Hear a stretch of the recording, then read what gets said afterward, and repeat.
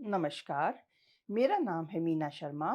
कक्षा 12 के मॉड्यूल 2 जिसका नाम है मनोविज्ञान प्रक्रम, इसके अंतर्गत आज हम पढ़ेंगे 8वां अध्याय चिंतन और तर्क। बच्चों, आपको ध्यान है, पिछले वीडियो में हमने देखा था, हमने स्मृति तथा विस्मृति के बारे में पढ़ा था। हम कैसे याद रखते हैं, हम किन चीज़ों को अधिक याद रख पाते हैं, किन चीज़ों को हम भूल जाते हैं। आज हम इसी कड़ी में थोड़ा सा गहन, थोड़ा सा जटिल विषय लेकर आए हैं, चिंतन अर्थात थिंकिंग। देखिए, चिंतन की प्रकृति तथा घटक। क्या है चिंतन? अनुभव आधारित प्रक्रिया। जो भी हमारे डेली लाइफ के अनुभव होते हैं, उन्हें हम जब क्रमबद्ध रूप से समझते हैं, तब वह चिंतन का रूप धारण करता है। और यह ऐसी प्रक्रिया है जो अनुभव आधारित होती है और किन चीजों से रिलेटेड होती है? वस्तुओं तथा घटनाओं के प्राकृतिक रूप में प्रतीक चिन्हों का प्रयोग करने के बाद जो प्रक्रिया सामने आती है, वही प्रक्रिया चिंतन कहलाती है। यह एक रचनात्मक प्रक्रिया है, अर्थात हर व्यक्ति का चिंतन अलग होगा। प्रत्येक व्यक्ति चिंतन करता है, अर्थात सोचता है। मोस्टली अगर हम इसे देखें तो यह एक समस्या के समाधान के रूप में सामने आता है। सोचना जो कि एक लक्ष्य उन्मुख हो, लक्ष्य की तरफ हो, उसी को चिंतन कहते हैं। और यही इसकी प्रकृति है कि अनुभव आधारित। किसके प्रति अनुभव हैं? वस्तुओं और घटनाओं के, और प्राकृतिक रूप में हम कुछ प्रतीक चिन्हों द्वारा, आगे हम देखेंगे इन प्रतीक चिन्हों को हम क्या कहते हैं। यही है रचनात्मक प्रकृति वाली चिंतन। चिंतन अनेक प्रकार की मानसिक संरचनाओं पर निर्भर करता है। अर्थात जब हम चिंतन करते हैं, जब हम सोचते हैं, गहनता से विचार करते हैं, तब हम किसका प्रयोग करते हैं? किस प्रकार से सोचते हैं आप? कुछ संकल्पनाओं के आधार पर, कुछ समाकृति के आधार पर, तथा कुछ मानसिक बिंबों के आधार पर। हमारा सोचना इन 3 पॉइंट्स पर निर्भर करता है। मतलब मनोवैज्ञानिकों ने हमारे सोचने की प्रक्रिया का गहनता से अध्ययन किया और उन्होंने पाया सोचने की, चिंतन करने की यह जो प्रक्रिया है, इसको हम किसकी मदद से करते हैं, किन हिस्सों में बांटा जा सकता है? तो कुछ संकल्पनाएं होती हैं, कुछ समाकृतियां और कुछ मानसिक बिंब विधान, जिनके आधार पर हम चिंतन करते हैं। आइए हम देखते हैं कौन कौन से ये घटक हैं। पहला घटक हमने देखा है संप्रत्यय या संकल्पना। संप्रत्यय मानसिक संरचनाएं होती हैं। हम जो भी अनुभव करते हैं, जो भी हम अपने आसपास देखते हैं, हम उनके अलग अलग वर्ग बना लेते हैं, हम उन्हें कुछ हिस्सों में बांट लिया करते हैं। ये पशु हैं, ये मनुष्य हैं, इनमें ये इस रंग के हैं, ये इस आकार के हैं, ये ऐसे अनुभव हैं। जो अलग अलग हमारे वर्ग हमने बांटे हैं अपने सोचने में, अपने अनुभवों में, सुविधा के आधार पर, इन्हीं को संप्रत्यय कहा जाता है। ये संप्रत्यय चिंतन का आधार होते हैं, अर्थात इन्हीं के आधार पर हम सोच पाते हैं, चिंतन कर पाते हैं।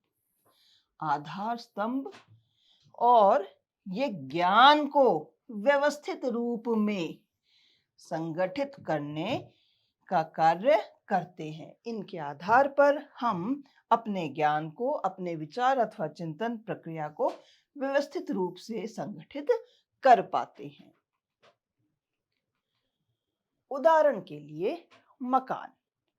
एक शब्द है मकान।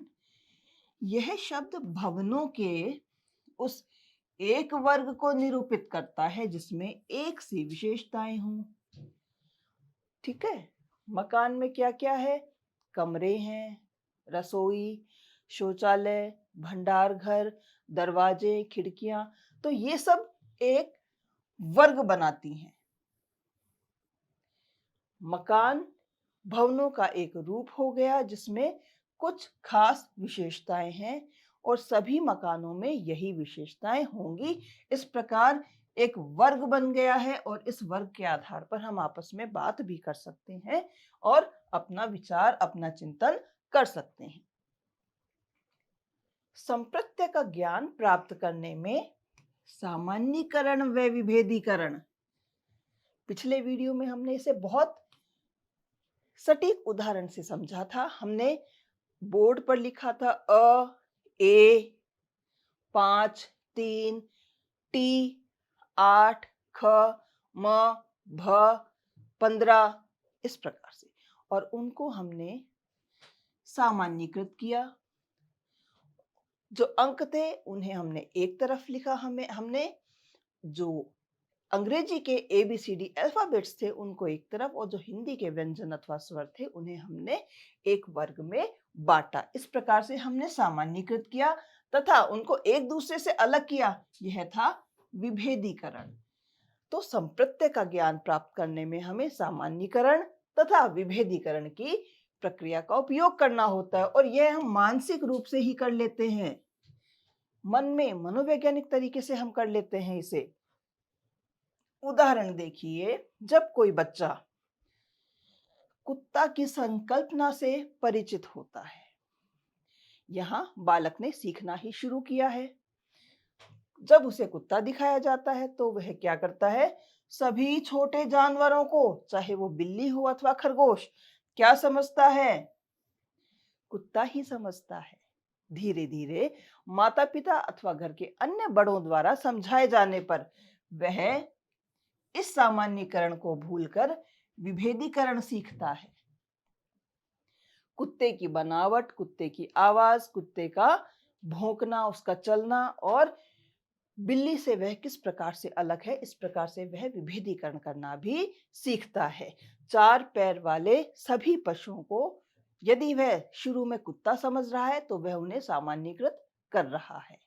फिर धीरे धीरे उसके अन्य लक्षणों के आधार पर जब उन्हें अलग करना सीखता है, यह बिल्ली है, यह कुत्ता है, यह खरगोश है, तो इस प्रक्रिया को हम विभेदीकरण कहते हैं। और इस प्रकार से अलग अलग संप्रत्ययों का निर्माण होता जाता है। संप्रत्यय मूर्त अथवा अमूर्त हो सकते हैं। मूर्त का अर्थ है जो हमें सामने दिखाई दे जाए, समझ में आ जाए, जैसे कुत्ता, मेज, पेड़ आदि। यह मूर्त जो हमें सामने दिखाई देते हैं। अमूर्त जो हम मानसिक रूप से, ज्ञानात्मक रूप से समझ पाते हैं, जैसे ईमानदारी, लोकतंत्र, न्याय आदि। ये वे एब्स्ट्रैक्ट आर्टिकल्स हैं जिन्हें हम अनुभवों अथवा ज्ञानात्मक चिंतन के द्वारा ही समझ पाते हैं। इन्हें हम देख नहीं सकते, इन्हें घटनाओं के आधार पर देख सकते हैं। किंतु ईमानदारी को कुत्ते की तरह नहीं देखा जा सकता। 4 पैरों वाला भौंकने वाला कुत्ता अलग है और हम ईमानदारी जैसे संप्रत्यय को एक अलग ही रूप में समझ सकते हैं, देख नहीं सकते।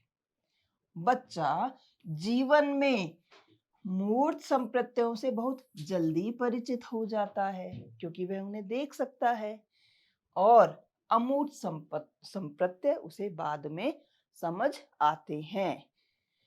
जो सब्जेक्ट्स होते हैं हमारे, आपने देखा होगा बच्चों की किताबें बहुत ही चित्रात्मक होती हैं ताकि वे उन्हें अच्छे से समझ पाएं। जैसे जैसे ये बड़े होते जाते हैं तो पुस्तकों का जो मेन बिंदु रहता है वह लिखित में ज्यादा होता है, चित्रात्मक नहीं हो पाता।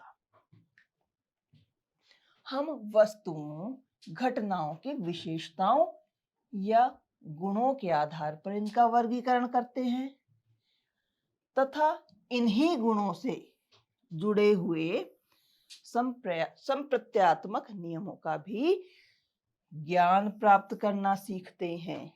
इसका अर्थ है, समझने का प्रयास कीजिए। सबसे पहले हम वस्तुओं को, घटनाओं को उनकी विशेषताओं या गुणों के आधार पर वर्गीकृत करते हैं।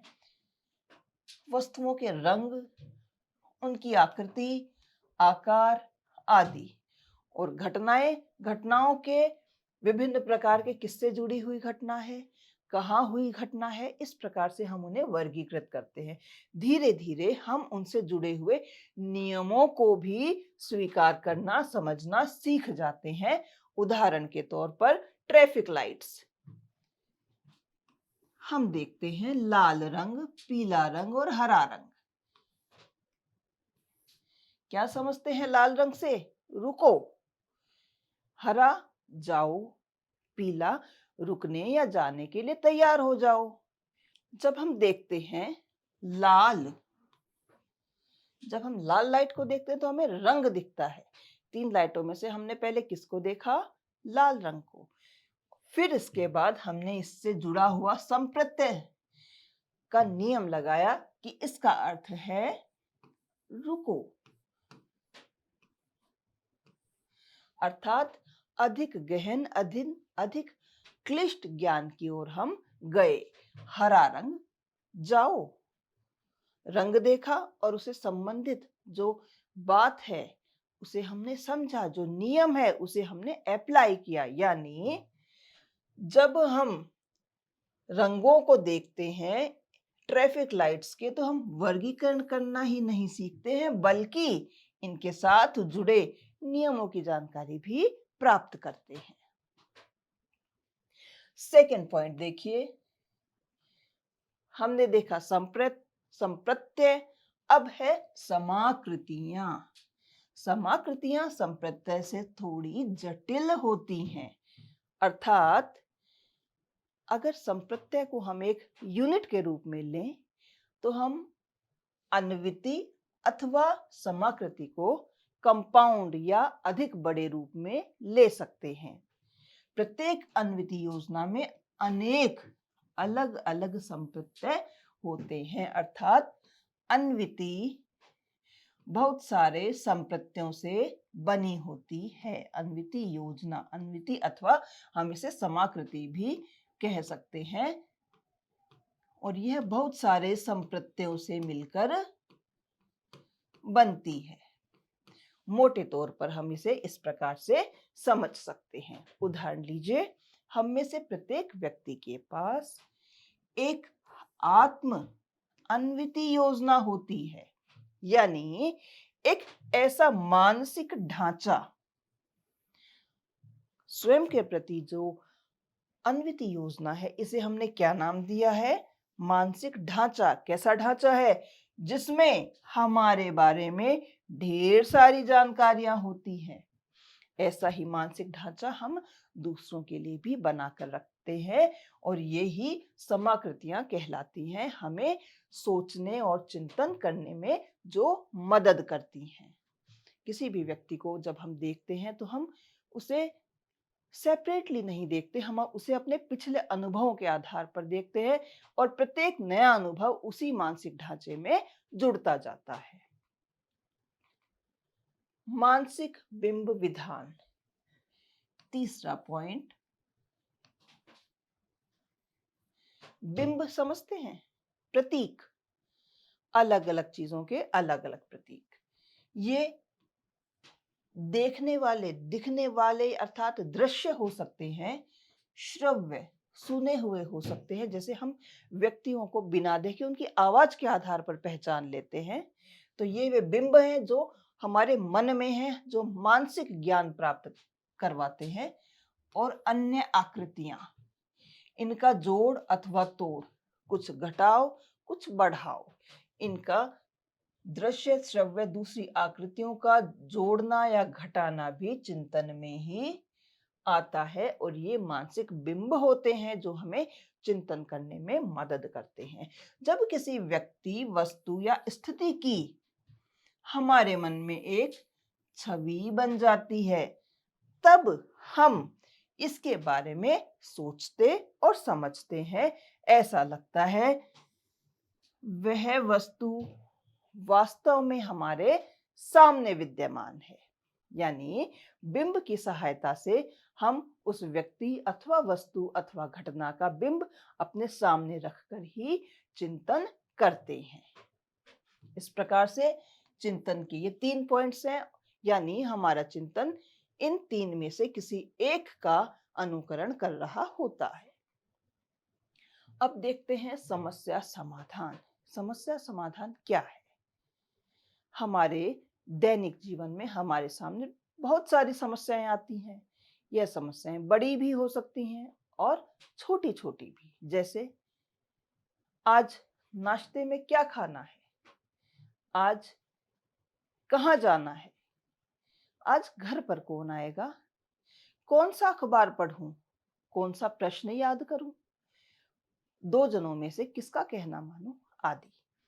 ये छोटी या बड़ी समस्याएं हमें एक लक्ष्य की तरफ ले जाना चाहती हैं और जब हम चिंतन के द्वारा इनका समाधान करते हैं, वही समस्या समाधान कहलाता है।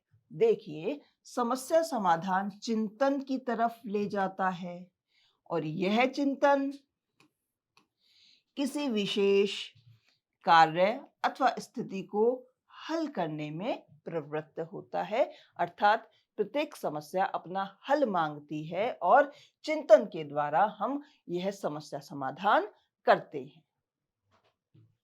समस्या समाधान के विभिन्न चरण व रणनीति होते हैं। समस्या उस स्थिति को दर्शाती है जिसका समाधान अपेक्षित होता है। इसके 3 चरण हैं। प्रारंभिक अवस्था, अर्थात समस्या हमारे सामने यह प्रश्न सामने आना कि आखिर हमें किसी विषय के बारे में, किसी वस्तु के बारे में करना क्या है। दूसरा चरण है कार्यवाही, जब हम उस कार्य के बारे में विचार करने लगते हैं कि हमें कौन सा कार्य उस समस्या का समाधान बताएगा, किस प्रकार से हम उस समस्या का समाधान कर पाएंगे। जब हम उसे कार्य रूप में परिणत करते हैं, तब ये हमारा समस्या समाधान की स्थिति आती है, जो लक्ष्य अवस्था कहलाती है।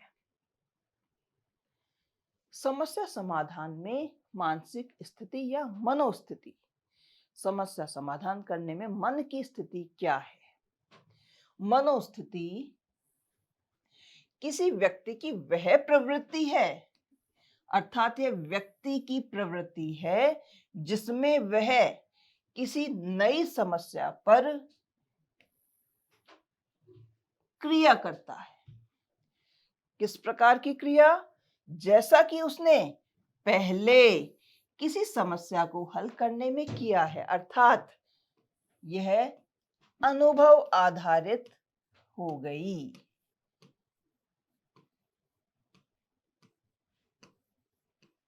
जितना अनुभव अधिक होगा, समस्या समाधान उतना ही सटीक होगा, उतने ही कम प्रयासों में हम उस समस्या का समाधान कर पाएंगे। मनोस्थिति किसी व्यक्ति की वह प्रवृत्ति है जिसमें वह किसी नई समस्या पर ठीक उसी प्रकार की क्रिया करता है जैसा कि उसने पहले किसी समस्या को हल करने में किया था, यानी यह अनुभवजन्य हो गया। कभी कभार यह मनोस्थिति समस्या को समझने, समस्या समाधान की गुणवत्ता व गति को बढ़ा सकता है और कभी वह उसे कम भी कर सकता है, यानी हमारी मानसिक क्रियाओं में रोक भी लग सकती है। मनोस्थिति, मनोस्थिति यानी अनुभवजन्य आधारित वह स्थिति जिसमें हम किसी समस्या का समाधान करने के लिए प्रवृत्त होते हैं। अपने पुराने अनुभवों को आगे लाकर हम अपनी किसी समस्या का समाधान करते हैं। किंतु इस प्रकार की जो ये अनुभव होते हैं, कई बार ये हमारी समस्या के समाधान में मदद करते हैं और कभी-कभी ये हमारे समस्या समाधान को रोक भी सकते हैं। ऐसा किस प्रकार से संभव होता है?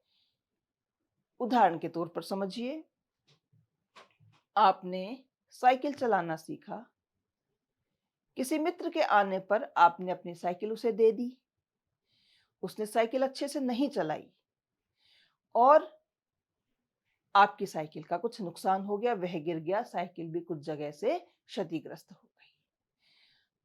यह आपका एक अनुभव है। अब आपने इससे यह सीख लिया कि मुझे अपनी साइकिल किसी को नहीं देनी। मान लीजिए आपका एक मित्र आता है, दूसरा मित्र, जो साइकिल बहुत अच्छे तरीके से और बहुत जिम्मेदारी से चलाता है, प्रत्येक कार्य वह जिम्मेदारी से करता है और आज उसे आवश्यकता है तो वह आपकी साइकिल मांग रहा है।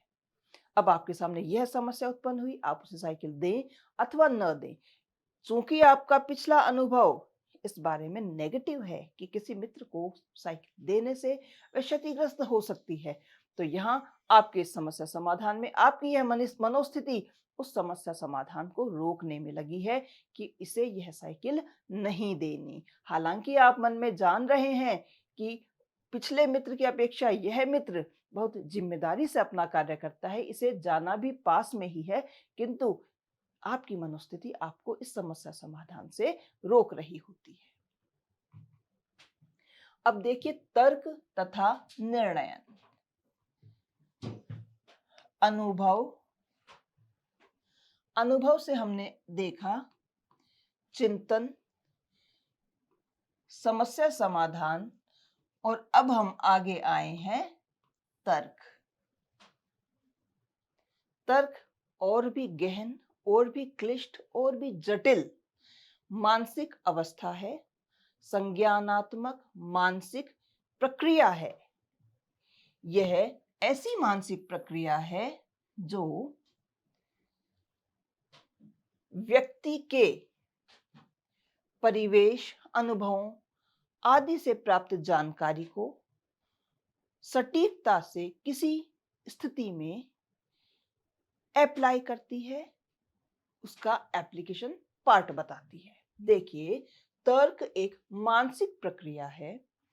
तर्क तार्किक चिंतन, समस्या समाधान तथा निर्णयन में शामिल है। यानी तर्क किस किस में शामिल हो गया?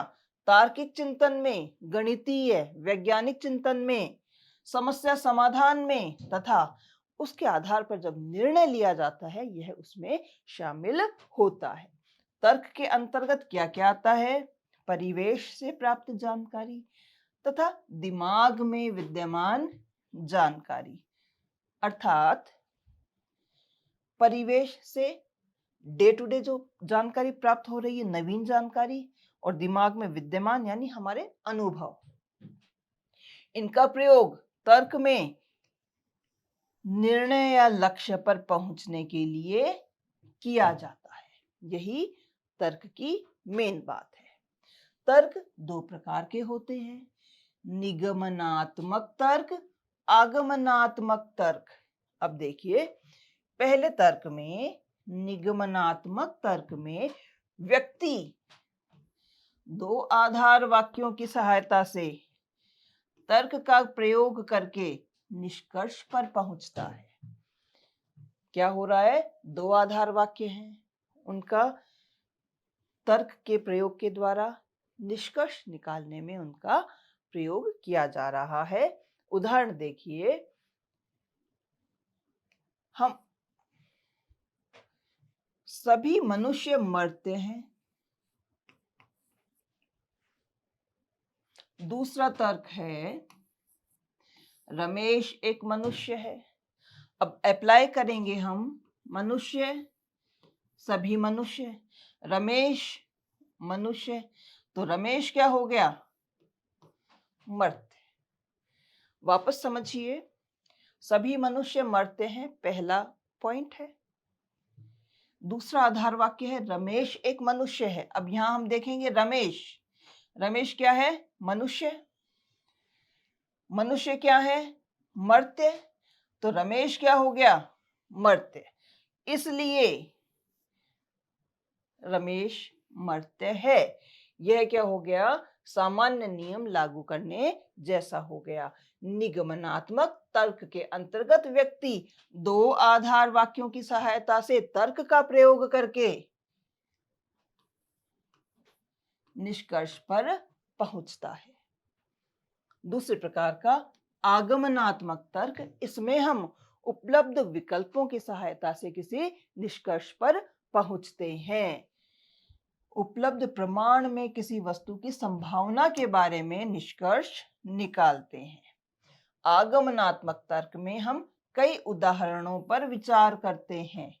वहां सिर्फ 2 थे, यहाँ हम बहुत सारे उदाहरणों पर विचार करते हैं और यह निर्धारित करने का प्रयास करते हैं कि नए सभी उदाहरण किस सामान्य नियम के अंतर्गत आते हैं। इस प्रकार से हम निष्कर्ष निकालते हैं। उदाहरण लीजिए, आपने अपने स्कूटर की चाबी कहीं रख दी। अब आप उसे ढूंढ रहे हैं। सबसे पहले आप क्या विकल्प देखेंगे? आप सामान्यतया वह चाबी कहाँ रखते हैं? वहां देखने के बाद पता चला वहां नहीं है। अब आप विचार करेंगे, जब आप बाहर से अंदर आए, आपके हाथ में चाबी थी, उस समय आपने क्या महसूस किया? आपके फोन की घंटी बज रही थी, तो आपने अपने कमरे में जाकर अपना फोन उठाया और चाबी वहीं रख दी। अथवा आपको प्यास लगी थी, आप सीधे रसोई में गए और वहां आपने चाबी रखकर हाथ धोए और पानी पी लिया। तो इस प्रकार से जब आपको यह ध्यान आता है, ये सब विकल्प सामने आए, तब आप रसोई घर में अथवा कमरे में जाकर अपनी चाबी ढूंढ सकते हैं। तो यह इस तर्क का एक उदाहरण है। अब हम देखते हैं निर्णयन, अर्थात निर्णय लेना। निर्णय कब लेते हैं? जब हमारे पास बहुत सारे विकल्प होते हैं, तब हम एक निर्णय लेते हैं। देखिए, दैनिक जीवन में हम प्राय निजी, आर्थिक, सामाजिक व राजनीतिक निर्णय लेते रहते हैं, जिसके दूरगामी परिणाम हो सकते हैं। प्राय दैनिक जीवन से संबंधित सामान्य निर्णय लेते रहते हैं, जैसे कि नाश्ते में क्या लेना है, कौन सी फिल्म देखनी है। यहाँ हमारे पास कुछ विकल्प होते हैं और हम उन विकल्पों में से विकल्प नंबर 1, विकल्प नंबर 2, विकल्प नंबर 3, विकल्प नंबर 4, इन विकल्पों में से हम एक विकल्प चुनते हैं और यही निर्णय कहलाता है। फैसला और निर्णय, फैसला और निर्णय दोनों अलग अलग होते हैं। किस प्रकार से अलग होते हैं? फैसले के अंतर्गत, ये देखिए, ये फैसले की परिभाषा भी प्रस्तुत कर रहा है। विश्व अर्थात वस्तुओं, घटनाओं, व्यक्तियों आदि के बारे में जानकारियों का मूल्यांकन होता है। फैसले में क्या हो रहा है? मूल्यांकन। किसके बारे में? विश्व के बारे में, विश्व की वस्तुओं, घटनाओं, व्यक्तियों के बारे में। जबकि निर्णय के अंतर्गत विकल्पों की जरूरत होती है और विकल्पों में हम एक विकल्प चुनकर अपना निर्णय दिखाते हैं। किस प्रकार से? न्यायाधीश, किसी केस में न्यायाधीश ने वकील द्वारा प्रस्तुत सभी तर्कों को सुना, उपलब्ध कराए गए सबूतों की जांच की, इसके बाद ही वह किसी मामले में फैसला सुनाता है। ये क्या हो गया? उन सभी सबूतों, तर्कों का मूल्यांकन हो गया। लेकिन निर्णय, कक्षा 10 के बाद आपको यह निर्णय लेना था, आपको आर्ट्स लेना चाहिए, साइंस लेना चाहिए या कॉमर्स। यानी आपके पास 3 अथवा अधिक विकल्प थे, आपने उनमें से एक चुना और यही निर्णयन कहलाता है। इसके अंतर्गत कुछ उपलब्ध विकल्पों में से व्यक्ति कोई एक विकल्प चुनता है, यही निर्णयन है। फैसले में मूल्यांकन होता है, निर्णयन में विकल्प को निर्धारित करना होता है। उदाहरण के लिए, आपको एयरपोर्ट जाना है, आपके पास वहां जाने के 3 रास्ते उपलब्ध हैं। अब आप कम समय में कम ट्रैफिक वाले रास्ते का चुनाव करेंगे और इन 3 रास्तों में से जो सटीक अनुभव वाला होगा जिस पर आप सबसे कम प्रयत्नों के द्वारा जा सकेंगे, आप उसी का चयन करेंगे। यह होगा आपका निर्णयन। अब हम देखते हैं भाषा और विचार। जब भी आप कुछ सोचते हैं तो आप किसका प्रयोग करते हैं? भाषा का। भाषा क्या है? भाषा भावों को व्यक्त करने वाली है तथा दूसरों के साथ संवाद करने की सुविधा हमें प्रदान करती है। भाषा क्या है? भाषा अपने भावों को व्यक्त करना और दूसरे लोगों के साथ संवाद करना, यही भाषा कहलाती है। प्रारंभ में क्या होता है? बच्चा अपने घर में ही बोली जाने वाली भाषा में बात करना सीखता है, यही उसकी मातृभाषा होती है। धीरे धीरे वह भाषा का जटिल रूप भी प्रयोग करना सीख लेता है। दो शब्द से शुरू होकर अति जटिल वाक्यों का निर्माण और उन्हें बोलने तक बच्चा तेजी से विकसित होता है। जैसे 3 साल की उम्र में बच्चा यह कहना सीख लेता है कि मुझे यही खिलौना चाहिए क्योंकि मुझे यह पसंद है। इस प्रकार के जटिल वाक्यों का निर्माण करना वह सीख लेता है। यह भाषा का प्रयोग ही है जो हमें पशुओं से अलग करता है। मनुष्य और पशुओं में यह एक बहुत बड़ी असमानता है। भाषा क्या है? भाषा विचारों की वाहक और सभी प्रकार के सामाजिक मेल जोल, मेल मिलाप की महत्वपूर्ण कड़ी है। यह इरादों, अनुभूतियों, उद्देश्यों, दृष्टिकोण और मान्यताओं आदि को व्यक्त करती है। यह एक माध्यम है। किसका माध्यम? विचारों के वाहन, विचारों के वाहक है और विचारों को एक दूसरे के सामने प्रकट करने का एक माध्यम है। विचार किस प्रकार के हो सकते हैं? इरादा, अनुभूति, उद्देश्य, दृष्टिकोण, मान्यता आदि। भाषा व संप्रेषण। मान लीजिए हमारी एक भाषा है, किंतु हम दूसरों को उस भाषा से अपने विचारों से किस प्रकार से अवगत कराएंगे? यही संप्रेषण कहलाता है। प्रतीकों की एक व्यवस्था। पाठ के शुरू में हमने देखा था प्रतीक व्यवस्था। भाषा को हम प्रतीक व्यवस्था के माध्यम से करते हैं, यानी चिंतन प्रतीक व्यवस्थाओं के माध्यम से किया जाता है और भाषा उसी कड़ी में अत्यधिक महत्वपूर्ण इकाई है। हम प्रतीकों की एक व्यवस्था के माध्यम से सूचनाएं प्रेषित करते हैं। भाषा ऐसी ही एक प्रतीक व्यवस्था है। भाषा क्या हो गई? प्रतीक व्यवस्था। इसकी दो मुख्य विशेषताएं हैं। प्रतीकों की उपस्थिति तथा उसका संप्रेषण। आपके सामने कुछ प्रतीक होने चाहिए और आप उन्हें संप्रेषित कर सकें, दूसरों को बता सकें, यही भाषा का उद्देश्य है। प्रतीक कुछ अन्य चीज के द्योतक हैं। उदाहरण लीजिए, घर, विद्यालय, कार्यालय, मंदिर, ये सब क्या है? इमारतें। लेकिन ये इमारतें इमारत शब्द में निहित अर्थ के अलावा भी कुछ अन्य अर्थ प्रकट करती हैं। घर, जिसका प्रयोग हम रहने के लिए करते हैं। विद्यालय, जिसका प्रयोग हम पढ़ने के लिए करते हैं।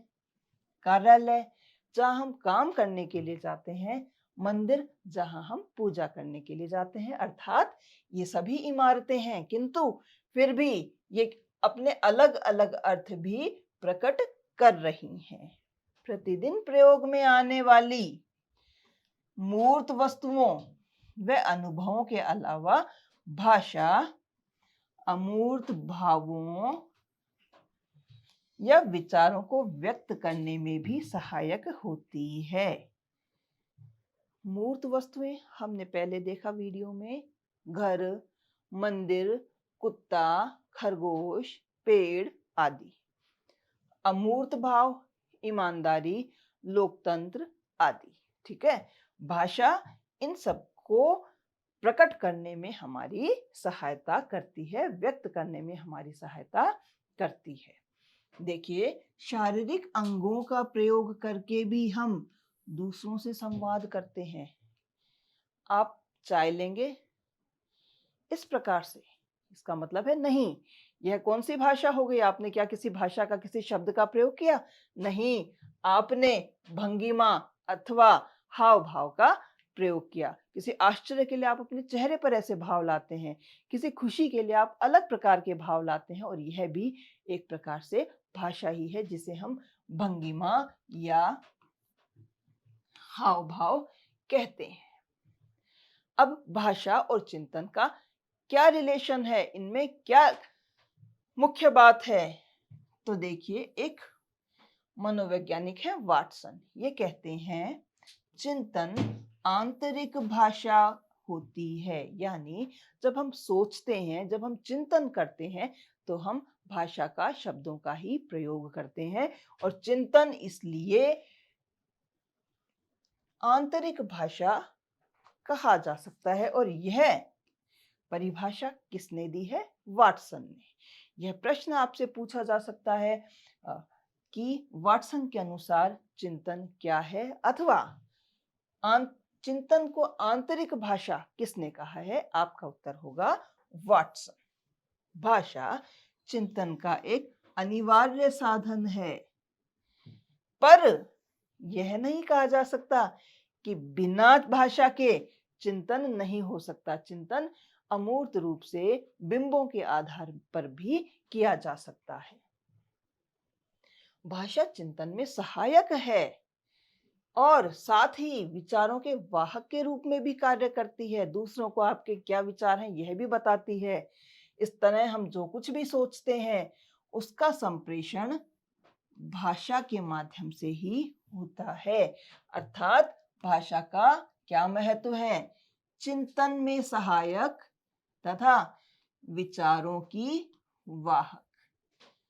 भाषा का महत्व क्या है? भाषा चिंतन में सहायक है तथा यह हमारे विचारों की वाहक के तौर पर भी कार्य करती है। इस प्रकार उसका संप्रेषण, यानी हमारे विचारों का संप्रेषण, जो हमने सोचा है, जो हमने चिंतन किया है, किसके आधार पर हो रहा है? किसके साथ हो रहा है? भाषा के साथ। भाषा के ही माध्यम से विचारों का संप्रेषण संभव है। तो ये था हमारा आज का पाठ, जिसका नाम था चिंतन और तर्क। इसमें हमने भाषा को भी देखा, कुछ तर्क, फैसला, निर्णय आदि को भी देखा। इस प्रकार से छोटे छोटे पॉइंट्स बनाकर आप अपने उत्तर लिखेंगे, आपको अवश्य ही बहुत अच्छे अंकों की प्राप्ति होगी। और मिलते हैं अगले वीडियो में। धन्यवाद।